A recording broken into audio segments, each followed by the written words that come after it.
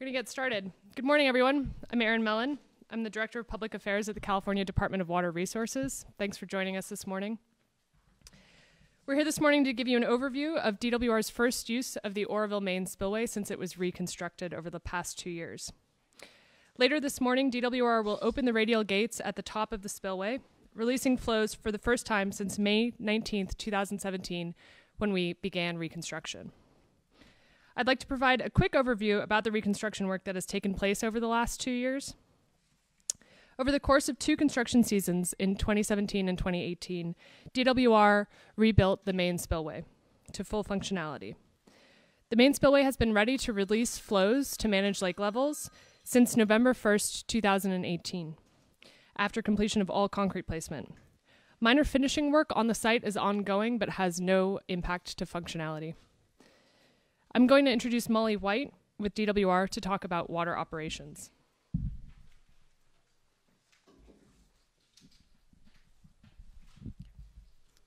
Thank you, Erin. Good morning, everyone. My name is Molly White. I'm Chief of Water Operations for the State Water Project, and I'll be giving you all an overview of our operations. Would you mind just going to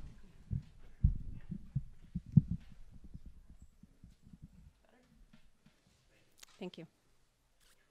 As part of our normal operations, DWR is using the main spillway today to manage reservoir levels in anticipations of storm and melting snowpack.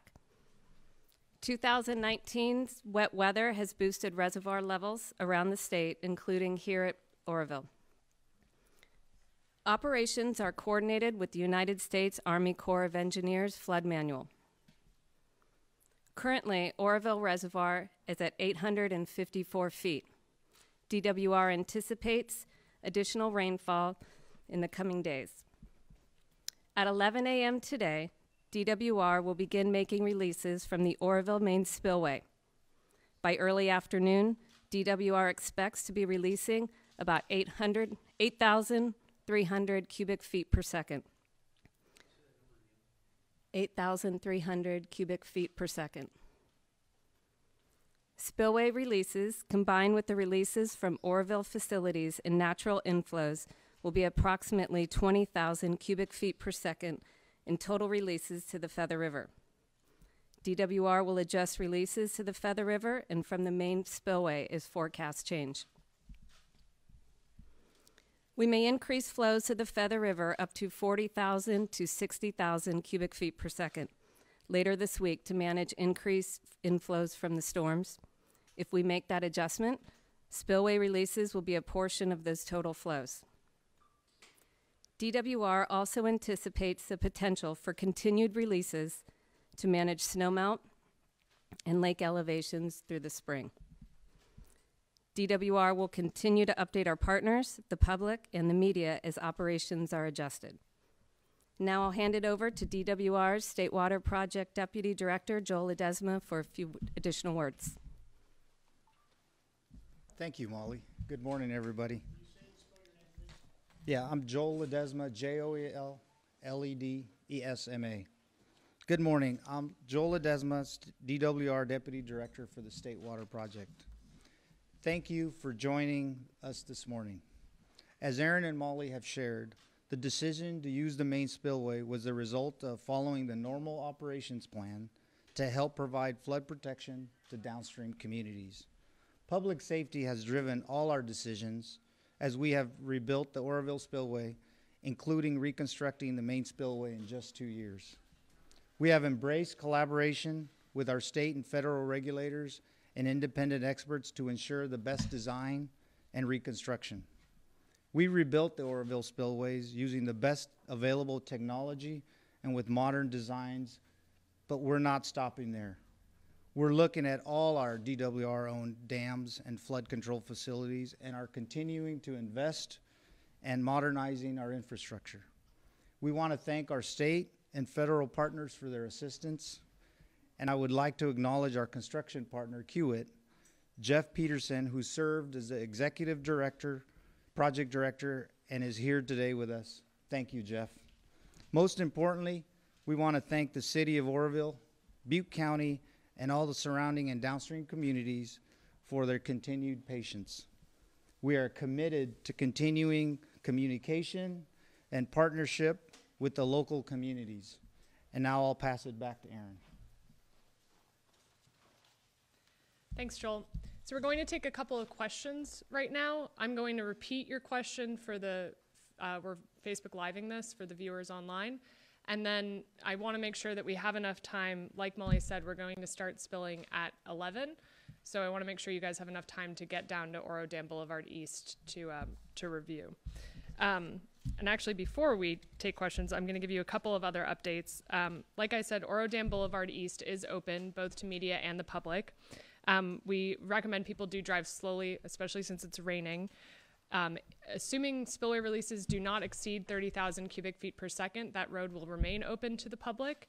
If releases from the main spillway exceed 30,000 cubic feet per second, we will restrict access to only credentialed media. Live stream cameras are provided by state parks are being streamed right now on Parks website, and they will be showing today's spill. We'll also be updating DWR's YouTube and Pixel pages with video and photos regularly today. Like I said, we'll take a couple of questions now. We'll also be available after the fact. We'll start. Sorry, we're actually going to start over here. What is the target for the reservoir? Why the releases now? Where do you hope to keep it in anticipation of the flows that are coming in? Kind of give us a glimpse into the operations manual. So the question was, what target lake levels does DWR have going into the spring and summer? And I'm going to pass it to Molly White with operations. This is part of our normal operations to manage the reservoir, and right now we are releasing water to make room for that snowpack and inflows for rainfall on the horizon. And we receive forecasts daily from the National Weather Service and flood management to mitigate and moderate our elevation increases as we go through the spring and summer. Can you tell us what the numbers are? At this point, it's difficult to say exactly what the numbers are without knowing where we are with the forecasts and so forth. Dale? So what's your level of confidence this morning that this big project is going to go off and everything's going to be fine? So the question is, what is DWR's confidence level with the use of the spillway? And I'm going to hand it over to Joel Ledesma. Great question. We're prepared. We've spent the last 2 years restoring full functionality of the spillway. We've had, industry experts designing and helping us construct. We've had our regulators as oversight, the federal government and the state. So we expect it to run, as designed, and we're prepared. You mentioned Thanks, Joel. I'm going to go over here. Sorry, KRCR? Yes. What is the one area of concern that engineers will be keeping a close eye on as the water is released? Is there a specific area that you need to keep an eye on to be sure things are running properly? So the question is there a specific area of the spillway that DWR monitoring will be looking at? And I'll pass it back to Joel to answer that question. Like I said before, we're prepared, and we'll be monitoring the spillway, just, making sure it meets design performance, but we expect it to work, and we're ready. Right here.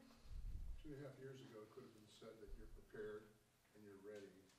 You're looking at a much larger rain pattern this year, which continues into April. You're also looking at a snowpack that's much bigger than the one you contended with 2 years ago. A little hard to take completely seriously that you're really prepared, because I think you don't know yet. Do you really? Well, I'll take a portion of that and I'll pass it on to Molly if she has more to say about the snowpack. Right now, the lake is about 50 feet below the emergency spillway weir, which provides about 750,000 acre feet of storage. So right now, we certainly do calculate snowpack, and we are aware of the snowpack that is going to melt off and run into the reservoir. We're actually up in Tahoe today doing our April snow survey, and that's the information that is informing these decisions, and that is part of why we are making the releases today. Do you have anything to add? I can add one more.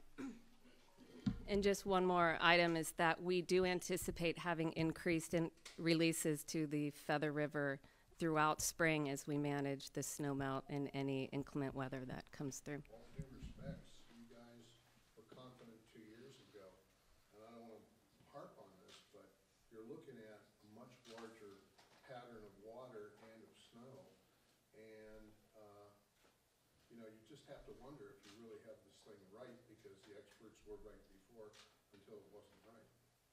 I'm not sure that there was a question in there. Well, the question is, are you really sure that this will do the job?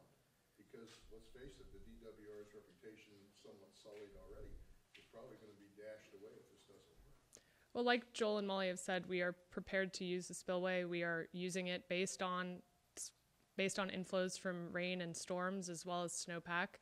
We are proceeding as with normal operations, and the spillway has been reconstructed to modern design. So we are ready for this storm and future weather that Mother Nature may have in store for us. I'm sorry, guys. I'm gonna stop you there. I'm sorry. We're actually doing this in an organized manner. I'm gonna pass it to you, Bob. What's the sweet spot, to follow up on Brian's question, what's the sweet spot for the lake levels that we want to see the lake at as we're looking to try to adjust for the snowpack and the water that's coming in?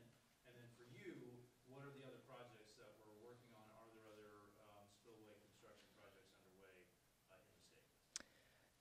So the operations plan really the question was, what is the sweet spot for lake levels going into the spring? And also, what other projects are underway across the state as far as modernization goes? So I'll start and I'll kick it over to Joel and Molly to add. The operations plan gives target lake levels throughout the spring and summer. The lake could keep rising, but like Molly said, we are likely to continue releases through either the spillway or other facilities into the summer if we see additional rain or inflows from snowpack melting.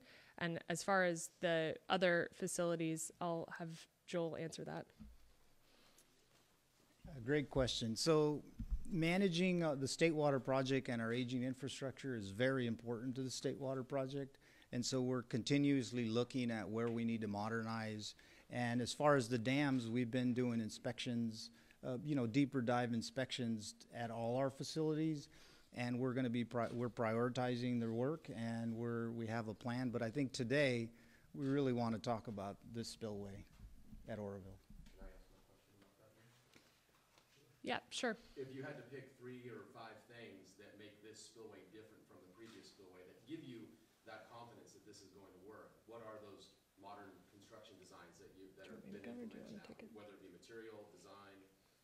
Go ahead, and then I'll give you a couple of stats and then I'll pass it back to Joel. So the question was, what are some of the construction methods or infrastructure that makes this spillway different or better from the one that was built 50 years ago? So obviously using 21st century engineering designs and practices, we've learned a lot in the industry and in construction over the past 50 or 60 years. This spillway has an average thickness of 7.5 feet of concrete. It has 7,000 anchors. It has 12.5 million pounds of reinforcing steel. They are epoxy coated.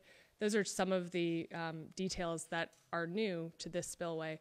As far as as far as additional questions as to the design of the spillway, after this press conference, Jeff Peterson with Kiewit, who was the lead our infrastructure partner in construction, will be able to take additional questions, and I'll kick it back to Joel to close that.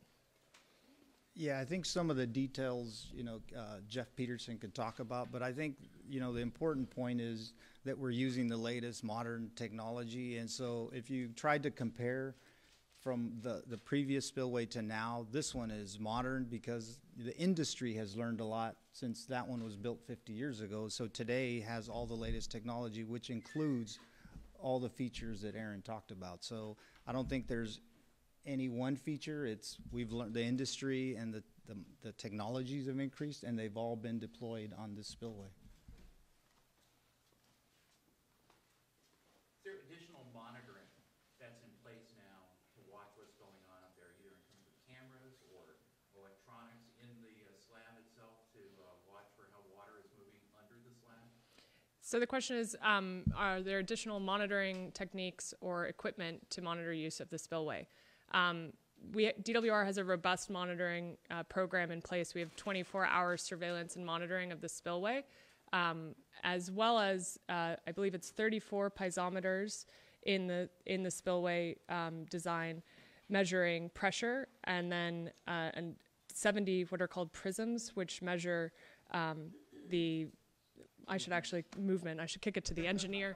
I'll hand it over to Joel Ledesma. Yeah, I think part of reconstructing the spillway also meant modernizing our monitoring. And so, as Aaron stated, there's roughly 36 piezometers built into the spillway to measure pressure under the spillway. There's about 70 piezometers along the, prisms to monitor movement in the walls of the emergency spillway. And then additional cameras that we've installed that are permanent, so also visible view of the spillway. Yeah, Ryan. Real quick question. Did I hear right? Downstream flows are going to be about 60,000 CFS in the coming weeks? So the question is, at what flows are we expecting the Feather River to be later in the week? Or in the coming weeks? We are anticipating that flows to the Feather River could increase to up to 40 to 60,000 CFS, potentially depending on what forecasts show us. And what's the downstream rating for the levees? It's 150, right? And the follow-up question was, what's the downstream levee rating? And yes, it is about 150 CFS. And that 40 to 60 is all outlets? I'm sorry, one more time? 40 to 60 is all outlets? That's correct. The 40 to 60 is all outflows from Oroville facilities as well as natural inflows from precipitation. So definitely the spillway is top state of the art. What about the fact that the rest of the complex still has not been brought up to other areas? That was one area that was fixed. So the question is, what is the status of other updates to the Oroville facilities? And I'll pass it over to Joel Ledesma.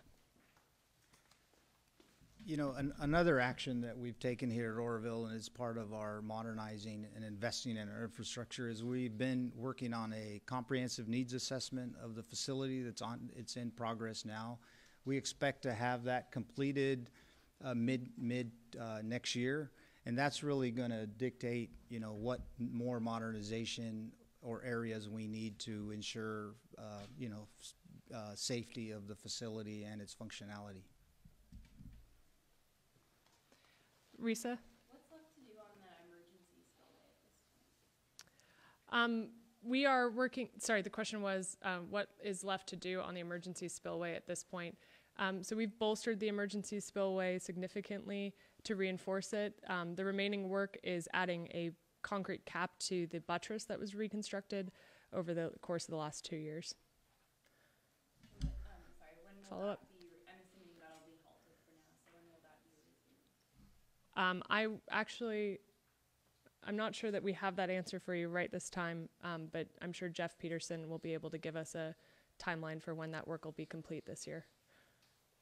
In the back, Rachel. So you said you're ready, and that's great.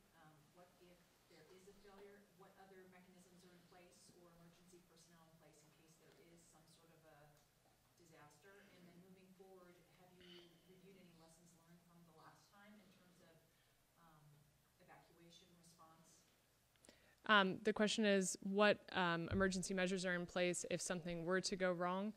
I'll pass it to Joel Ledesma, but I'll just add that Lieutenant Bell here with the Sheriff's Office is here. We also have our partners with the California Highway Patrol.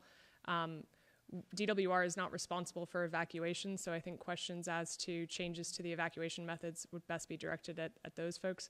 But as far as additional work that we've done to anticipate, or what would we do differently to release flows if something were to happen, I'll hand it over to Joel Ledesma. Thank you, and great question. I mean, so the facility runs 24/7, so our staff is prepared to handle, you know, emergencies and other items like that. So, but on staff, we have the design team that was, you know, that designed the spillway for any questions. We're monitoring, and we're in communication with all our local partners, which includes the sheriff, the downstream communities, In the event that something would happen, which we don't expect, then we would be following our emergency action plan and taking all the necessary actions to protect the downstream communities and the dam.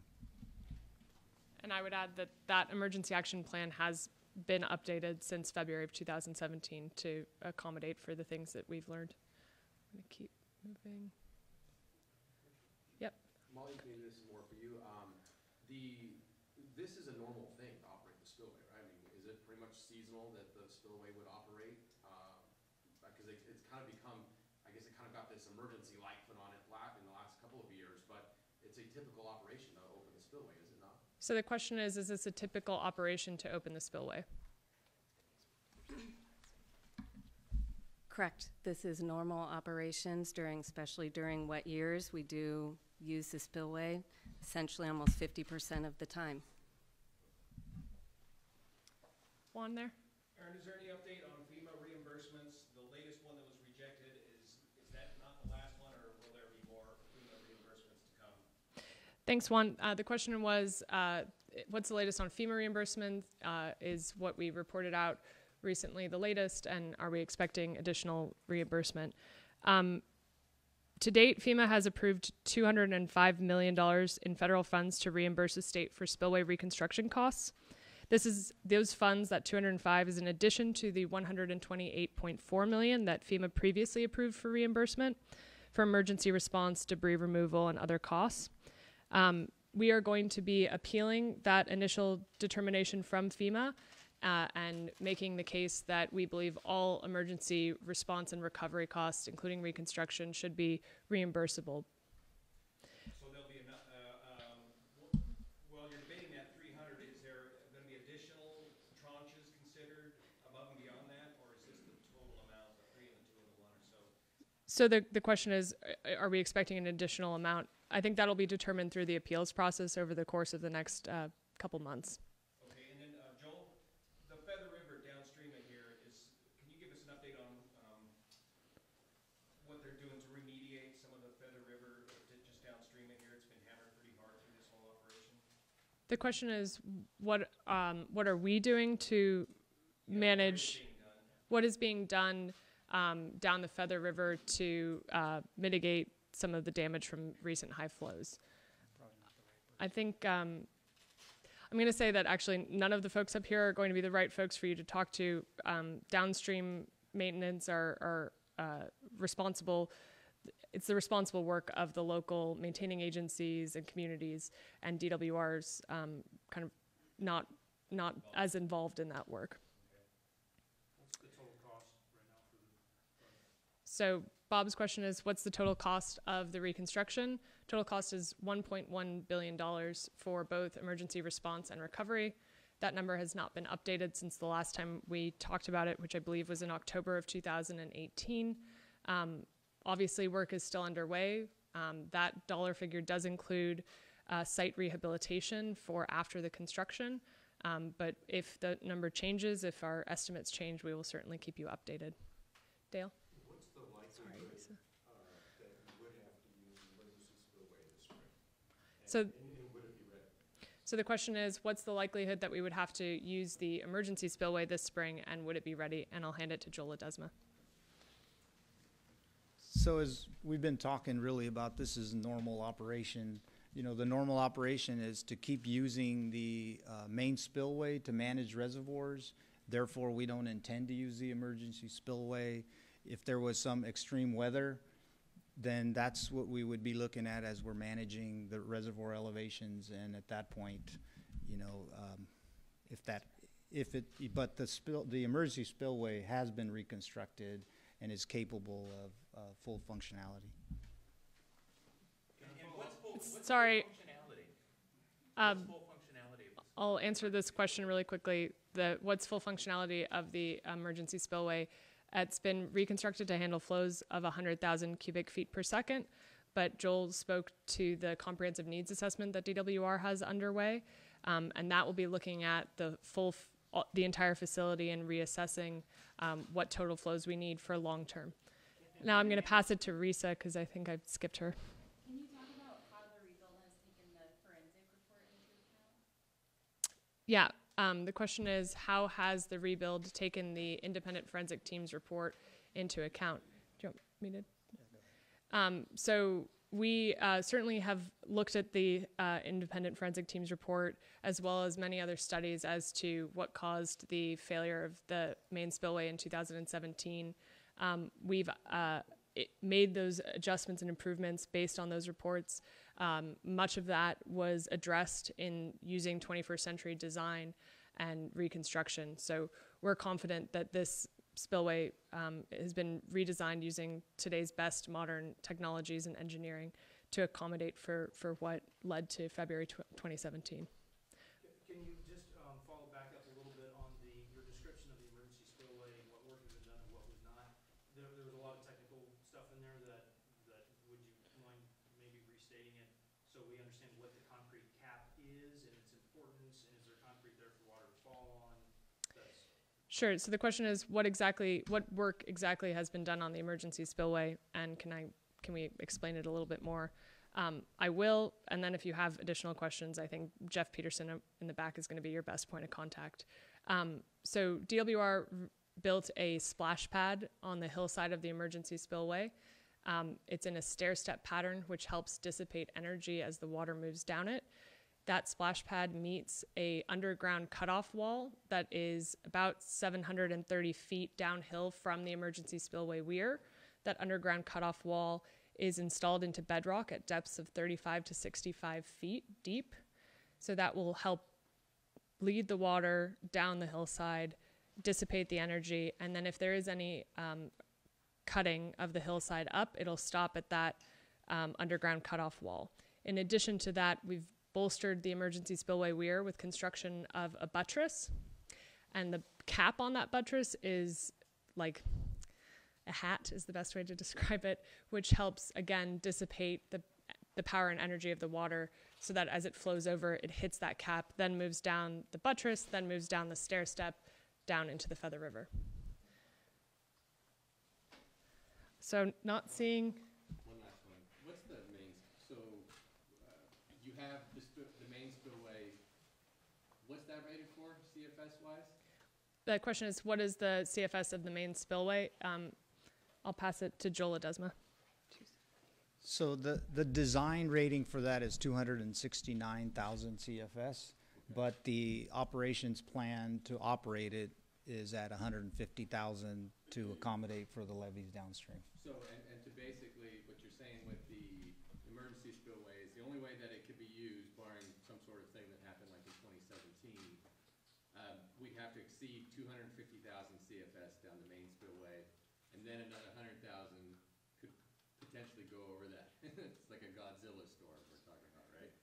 Yeah, I mean, sometimes we refer to it as a Noah's Ark storm, but you know, if we were at those flows, then we would be dealing with extreme weather. And, you know, the operations plan also accounts for extreme weather events like that. Yep. Sorry. Just back to the numbers, just so we can understand.